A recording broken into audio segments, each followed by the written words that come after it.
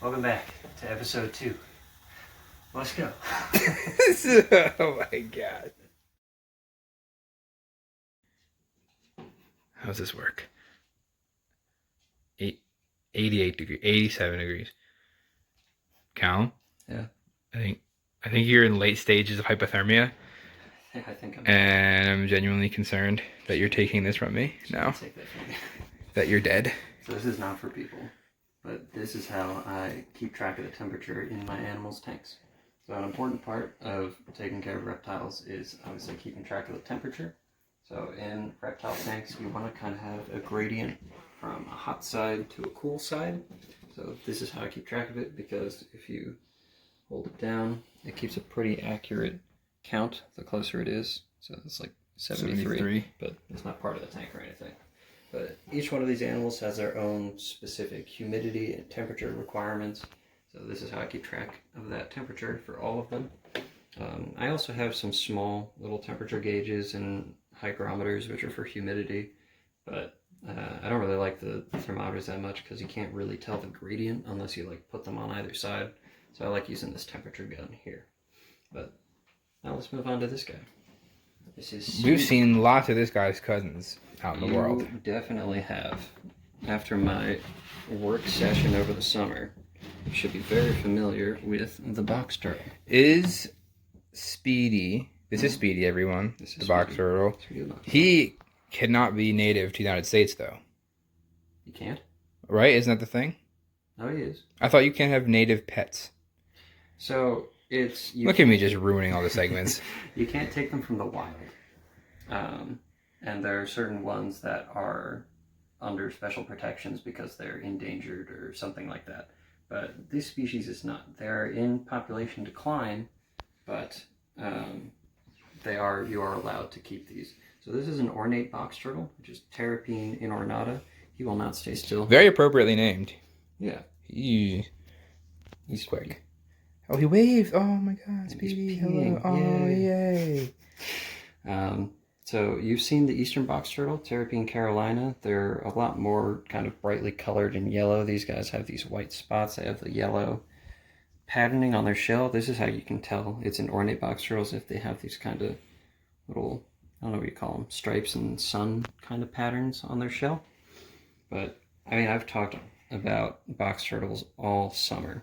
So there's not too much new stuff to say. This is the most pee that we've gotten on here before. That's pretty cool. That. He's just using that as a defense. But yeah, we've talked about the hinge in the shell here, so that they get their name, the box turtle, because they completely close up.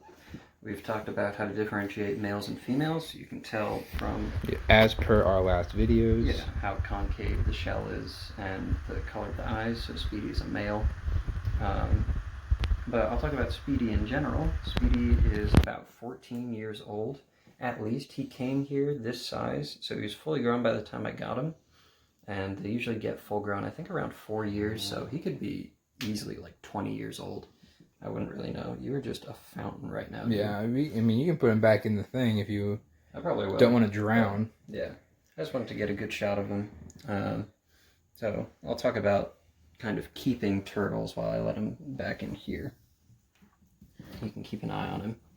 But important thing about keeping turtles, box turtles in general, obviously for everything you need the proper lighting, the heat, the humidity. So they like it pretty humid and also pretty hot. Speedy's trying to go out that window. Yeah, Speedy dreams of flying. I put him in the backyard during warm weather to let him run around and have more space. Did you tie a balloon to him? No, I just keep track of him. That would have been a lot funnier if you tied a balloon to him. I like to keep track of him just in case strong wind comes and takes him away. But so for anyone that thinks I'm like being cruel by keeping him in this little box, it's all right.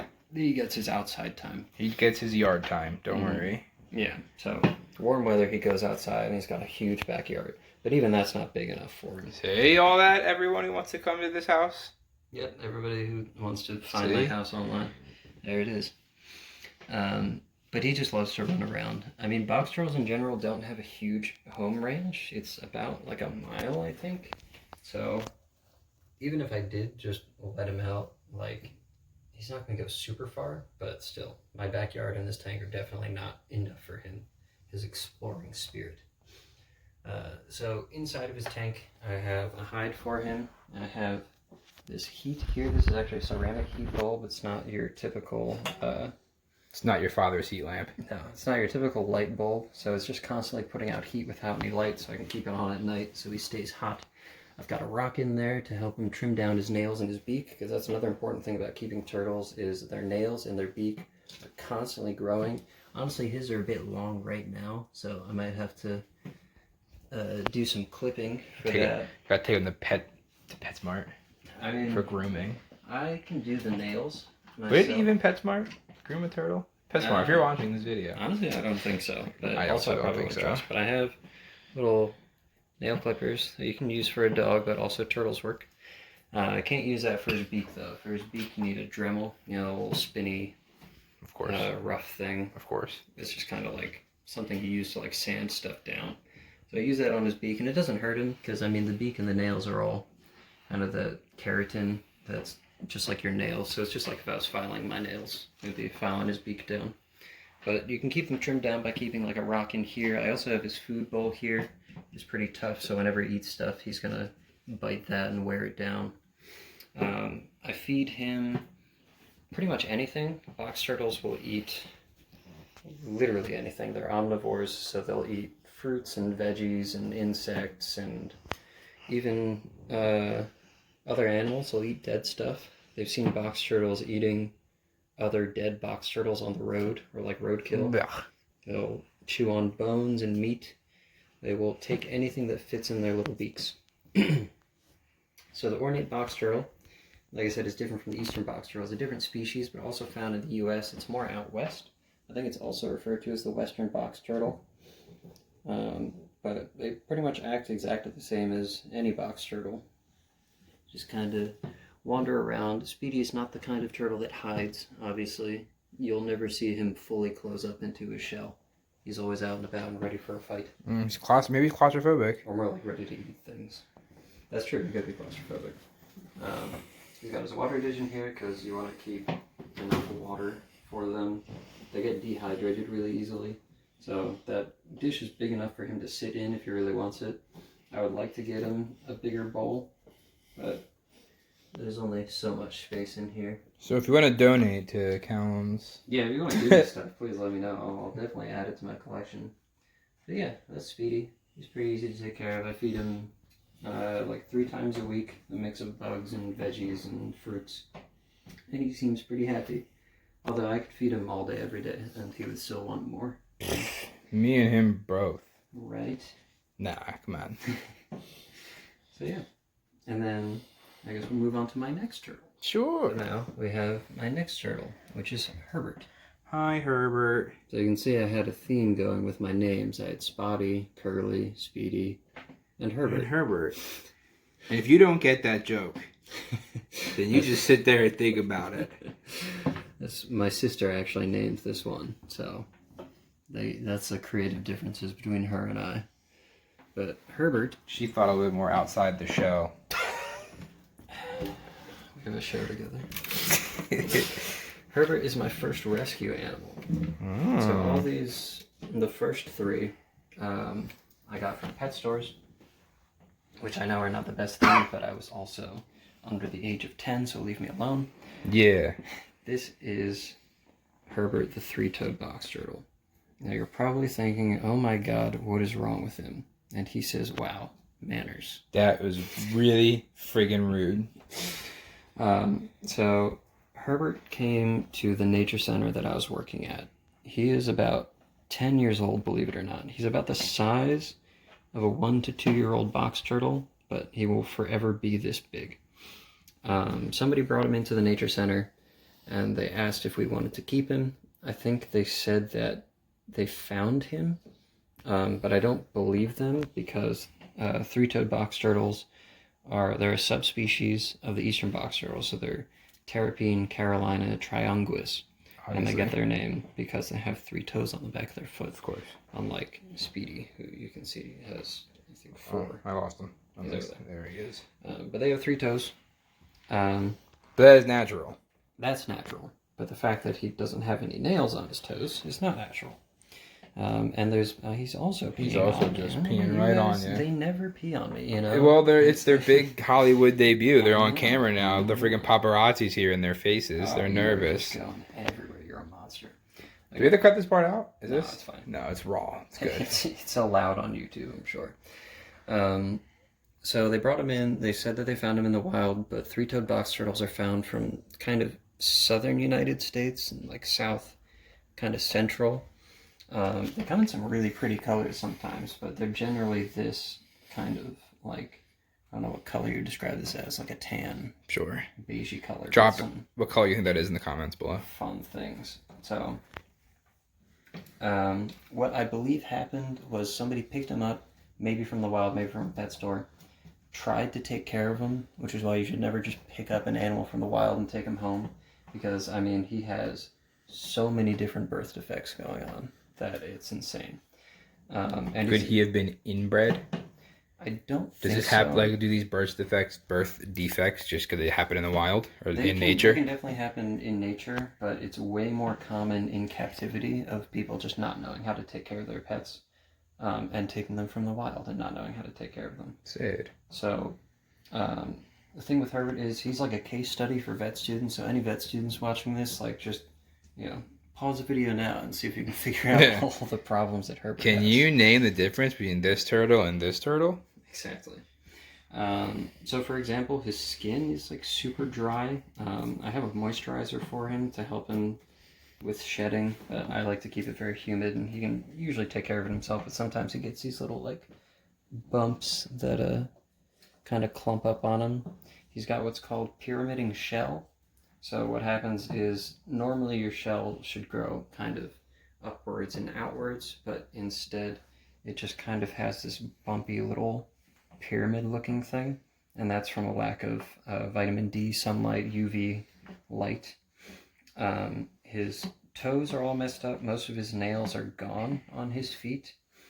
And the ones that do grow pretty much are... I almost just dropped my phone. That would have just ruined the whole thing. That would have been terrible. But the nails that do grow kind of just spiral out. They don't really grow properly. And you can just keep going on. He's got all kinds of things with him. But I'll have you know, he is, in general, healthy. So I've Turtle dad. Yeah. Taking care of his sick turtles. Good for you. Another thing is, if you let him walk sometimes, he doesn't always use all of his legs. So see how he's just kind of pushing with his back legs and just holding his front legs by the side? He does use all of his legs. It's not like his front legs are immobile. Mm-hmm. It's just he just does that sometimes. I don't know if that's the character, like a neural thing or what. But I mean, he gets enough water. He gets plenty of food. And I have taken him to the vet, and the way the vet described him was really funny, actually. So she was like, she sat down with me after I brought him in to get his nails trimmed, his beak trimmed, and just generally checked out. She said, so Herbert's a very special turtle. Sure is. But he's healthy. Yeah. Like, oh, well, great. There you go. So basically, he looks the way he does because people didn't properly care for him, and obviously that's not great. I forgot to mention, when he's brought into the nature center I was working at, and they said, can you take this turtle? They said no, because they were like, I mean, this thing's going to die. So it's like... And Calum said, not on my watch. We don't want to take it. And I was like, I'll take him. And here he is 10 years later. So ladies, watching this, Calum's a really caring man. A reliable guy. You might not be able to guess from his setup, but he is available. And honestly... Very subtle jab there. You might not be able to guess from his many reptiles. He's single. It's hard to get him out of the house because he just sits and talks to them all day long. I mean, what more do I need, right? But yeah. So I'm just kidding. That was all jokes. Yeah. I mean, he is single. Yeah. And he is a great stand-up guy. But yeah, so that's Herbert. And also, I guess while we're looking at Herbert's tank, I'll talk about some of the things I have here. I pointed out before, these are the food dishes. So this is Speedy's, Herbert's, and Lizzie, who we're about to get to. I have a spray bottle to keep everybody misted and keep them humid. I got some medicine here. This is actually for the blue-tongued skink, which I'll talk about in a second. Water and just various things I use for like cleaning and taking care of them. But let's move on to the final animal, shall we? All right. So finally, we have my other rescue. And this is a blue-tongued skink. I believe it's Taliqua gigas, but I'm actually not too sure on the differences between blue-tongued skink species because they're really hard to tell. I like to assume that it's the Indonesian blue-tongued skink because Australia has some really strict bans on letting their animals out. So they're from Australia, Indonesia, Papua New Guinea also. But most of the time in the pet trade, I think they're the Indonesian kind. So let's say Taliqua species. But I got this, like I said, as a rescue. It was a friend of my sister's, or a coworker, had this blue-tongued skink. She couldn't take care of it anymore. Asked if we could take it, and so we did. And because of that, I have no idea how old she is. I would say I've had her for like 2 to 3 years, but I mean, she's fully grown basically, so she could be, I had literally no idea. I think they live up to like 25, 30 years also, so she's going to be around for a while probably. So how is she sick? So she has a respiratory infection. Does that hurt? Are you hurting her? She just has sharp claws. Oh, so it hurts. See, I don't care if you get hurt. Yeah. I just don't want her getting hurt. Chill out for a second. She's a beautiful, fragile baby. She's still not too comfortable with me because I haven't had her for a very long time, and I don't think her previous owners really handled her much. But I'm not going to have her out for super long because, like I said, she has a bit of a respiratory infection right now that I'm treating. So I'm not trying to stress her out, even though she seems very stressed. Yeah, right now. you were stressing her out. No, she's chill. But yeah, so this is a blue-tongued skink. They're a very big lizard, obviously. They live on the ground. They've got stumpy little legs, so they're not going to be climbing trees. They're pretty much going to eat anything. She's looking pretty healthy right now, though, so I like to think that the medicine's working. Well, good. Does she have a curable illness? Yeah, the respiratory infection's apparently pretty common in these guys, so I think she'll be okay. Well, I guess so. They'll eat anything. She eats super well. She drinks pretty well, and I'm hoping you're seeing her tongue when she flicks it out, where they get their name from. That beautiful blue coloration. Can you see it? Yeah. When she sticks it. Yeah. I'm not very good at being a cameraman, so I'm sorry if it's blurry, everyone. No, you're doing great. You don't know. But you don't even watch. So I do watch. So that's where they get their name from, is this blue tongue. When they're trying to be defensive, you can hear her hissing a little bit. That's her main defense, but she's not actually she's not super freaked out. She's just a little not used to being handled, but I'm working on that. She'll open her mouth, or the skinks in general, blue-tongued skinks will open their mouth and show that blue tongue off, and it's kind of show like, I'm poisonous, I'm dangerous, but they're not actually poisonous. I would say they're kind of dangerous in that they have a very powerful bite. In the wild, they eat snails. They can crush snail shells and also crack eggs. Wow. Put her back so she can chill out for a bit. Good thing you keep her right next to your smallest shelled animal. No, I don't think she'd be able to eat him. Well, actually, she probably could. But... And back in her little house. Yeah. So, hi, Lizzie. Thanks for... Oh, just kidding. She didn't go in her house. Yeah, she's going to run around for a bit. But they're super cool animals. I'm happy to keep her, but again, as a rescue, she comes with her own set of problems. Other than the respiratory infection, she's had some problems with shedding, so a few of her toes are missing. Her diet is a bit weird because blue-tongued skinks, they'll eat, like I said, anything omnivores. They'll eat fruits, vegetables, insects, and you can even feed them like mice and birds and things. Oh, she hissed. She just spat right at me. But I think the previous owners never fed her insects, so now she doesn't really go for them. So I feed her a mix of fruits and veggies, and then for protein, I give her bits of chicken. They also eat dog food. And I'm giving her mealworms as well, because she usually goes for those at least. Yum. You said yum. Oh. Yeah, very yummy. But yeah, she eats super well. She drinks. She actually, when I first got her, you would never even see her. She actually used to hide underneath the bedding, because they do burrow a little bit. They're not like burrowing animals, but they like to stay under cover. And she would never come out. Like sometimes you would have to check to make sure she was still in there or like alive. But with my working and trying to make her a bit more friendly. Oops, sorry. Oh, good night. That's the wrong light. Trying to make her. Now it's Christmassy. Yeah, trying to give her a bit of heat. She's definitely kind of warmed up to being out and about. Turn the heat light on. It's definitely warmed up. Yeah, that's that was good. For, yep. That's good. But yeah, so I think that pretty much wraps up my setup. So I don't know if you, Danny, specifically have any questions. But... I was really hoping to see your dog. We'll get a shot of Daisy. Also, you normally have a small child running around here. Yeah, about that. Your nephew. I hope he stays really far away from this room. And I haven't seen or heard him today, so... Funnily enough, he actually does like to run in here, to the dismay of my animals. Well, you should educate him. You should be like a teacher for him. Well, maybe when he can, like, understand the words, I will do that. But he's a bit young. But, yeah. And other than Danny, people watching, if you have any questions or comments, like I said, please let me know. If you have anything to ask about the animals themselves, or if you have any...